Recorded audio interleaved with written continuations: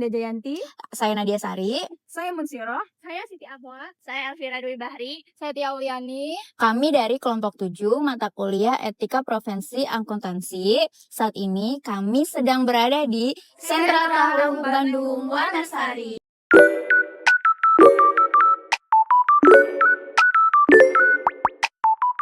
Baik, sebelumnya ini dengan Bapak siapa? Bapak Agus. Bapak Agus dari Sentral Tahu Bandung Wanasari ya? Iya. Wanasari. Buka usaha di Wanasarinya ini udah dari tahun berapa, Pak? Kalau nggak salah ya dari tahun 2013-an. 2013. Ini tuh cabang atau Ya, pusat? ini tunggal kan? Oh, Jadi tunggal. nggak ada pusat, nggak ada cabang. Kalau tujuan utamanya nih buka usaha ini sebenarnya apa gitu dari? Kalau untuk tujuannya ya, kalau kita itu kan sama pekerja ya. Soalnya Iya. ini juga ada yang punya, ada bosnya. Oh, ada. Ya kalau misalkan tujuan utamanya ya untuk menyambung hidup kayaknya teh. Kalau untuk pekerjanya nih dari masyarakat sekitar sini atau dari luar?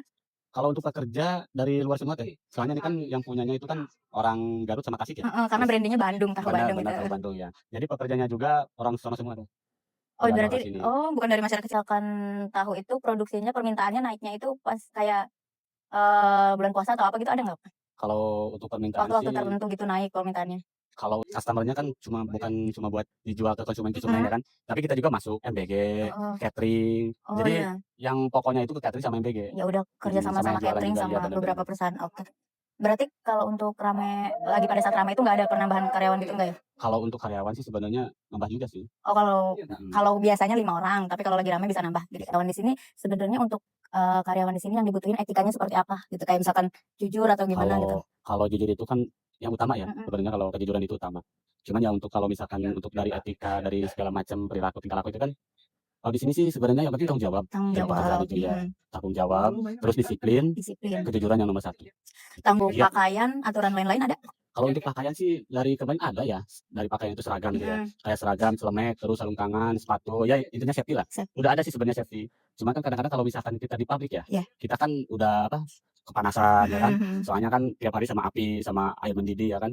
Tapi kalau di sini untuk pakaian bebas sih sebenarnya. Yang penting bisa nyaman atau buat kerja gitu. Aturan tertulis itu kan buat para pekerjanya kayak misalkan datang tepat waktu gitu, harus Iya. saling bantu gitu ya. Oh, di sini jam Kalau- kerjanya dari jam berapa sih? Kalau jam kerja ya, kalau itu sih tergantung yang kerja sebenarnya. Cuman kalau kita target, yang penting habis zuhur udah ada aja. Soalnya kan kalau zuhur itu kan ada yang jualan, ada pembeli juga konsumen.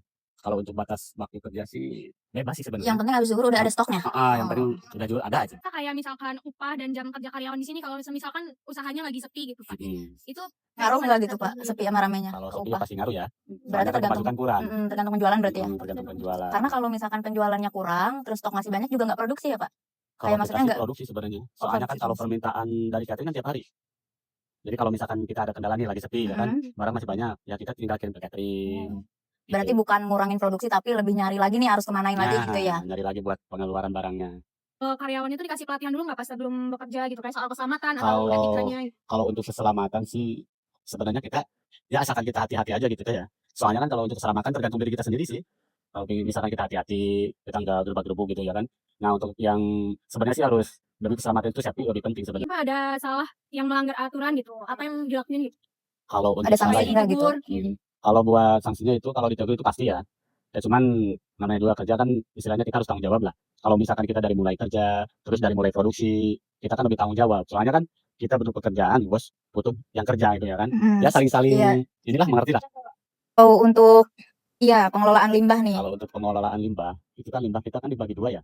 Yang satu itu limbah Air. pembuangan air ya, pembuangannya itu. Yang kedua itu dari ampas. Kalau dari ampas sih kita alhamdulillah ya tiap hari juga habis. Soalnya kan ampas itu kadang ada yang nyari buat pakan ternak, buat pakan isinya juga ada. Tapi kalau untuk limbah yang yang ngebuang airnya itu, ya kita ada tuh Udah ada aliran ya? ada Aliran alirannya sungai. ya. Alhamdulillah lancar. Itu kalau dibuang ke aliran sungai ini tanggapan masyarakat sekitar gimana Pak? Alhamdulillah sih kalau untuk sampai sekarang ya, alhamdulillah nyaman aman lah. Soalnya limbah itu kan istilahnya nggak terlalu mencemari sungai, nggak terlalu apa. Soalnya untuk satu pabrik sih ya alhamdulillah aman aja airnya. Tapi kalau misalkan kita dari pembuangannya itu misalkan segede itu ya kan, tapi kalau pabriknya banyak pasti itu cepat istilahnya cepat bau, terus limbahnya itu cepat kotor lah. Ya, kayak jadi gitu. kalau masih satu pabrik ini masih aman ya Pak ya? Alhamdulillah masih aman. Soalnya langsung ngalir. Karyawan kan bukan dari masyarakat sekitar ya. Berarti Tapi kan kita namanya bangun usaha di sini pasti masyarakat sekitar pengen kena inilah istilahnya ya kan, kena dapat kontribusinya gitu kan dari usaha ini gitu. Tapi dari dulu sampai sekarang sih alhamdulillah ya. Soalnya ya yang penting tergantung dari diri kitanya juga sih. Kalau kita ramah kita apa, tapi belum pernah sih ada gimana gitu ya. Ya alhamdulillah aja, mulus-mulus aja, lancar-lancar aja. Yang penting kita bisa menjaga istilahnya di lingkungan sekitar. Iya. Insya Allah mudah-mudahan. Hubungannya baik-baik aja sama masyarakat ya Alhamdulillah, usaha baik-baik ini aja. walaupun nggak ikut sertakan masyarakat juga sebagai karyawan. Kemudian menurut Bapak nih ya, penting nggak sih kita untuk berusaha ini punya etika di lingkungan usaha kayak ngejaga lingkungan sekitar? Kalau etika itu perlu banget ya. Kalau misalkan ya emang perlu sih, emang penting juga.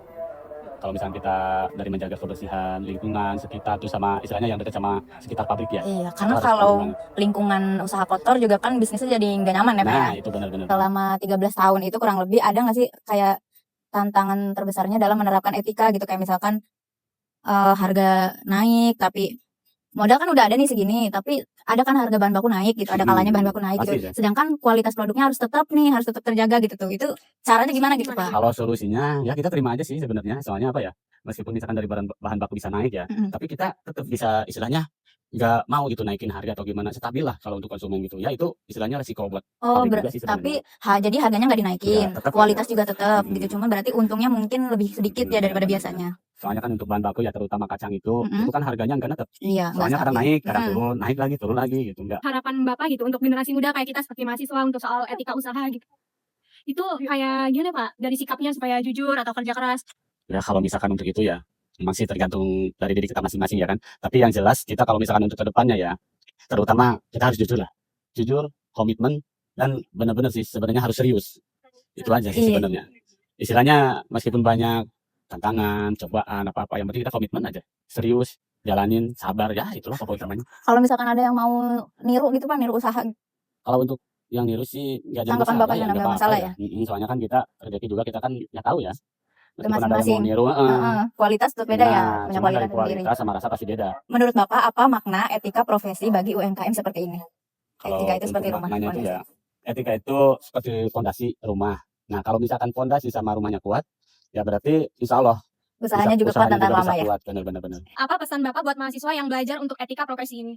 Kalau untuk Ilmu. ilmu Ilmu itu baru. kalau untuk ilmu itu bagus, teori juga itu bagus. Tapi yang penting kita harus bisa mempraktekannya ya kan. Iya. Apalagi mempraktekannya ke masyarakat. Insya Allah karena praktek itu kan ya biar bisa maju lah.